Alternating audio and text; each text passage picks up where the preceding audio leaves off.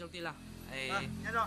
có lúc suốt ta nó một lưng bị huli chán à Lúc trả nó trăm lại nè, cứ ra cái chuột tận đây nó giờ một lúc bây nhớ đây nét gì nè. lên là thôi tôi sẽ kể vậy có cái lúc sành vào tao nha Cú sành pha, sành nhớ pha đó là lúc sành yên bái nè. có nhớ đó lúc giờ từ đợi yên bái à Cú nhớ trâu rồi tết chua, nhớ lúc sáng bằng cốc.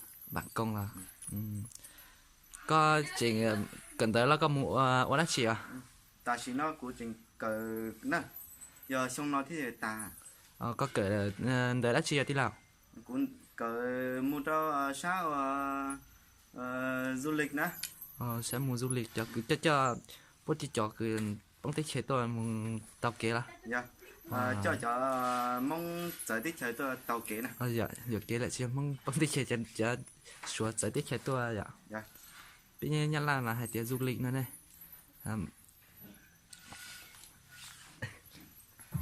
giờ lấy cóp của bà cả thế có lúc nữa Facebook đó là lấy thế à của lúc phây thì lúc có giờ kế nè. wow có lúc cuối giờ kế đó Chị à giờ sau lúc phây là sau đây họ sẽ là sau đi cần để gì sẽ xả gì vậy dạ bây giờ cháu có một sự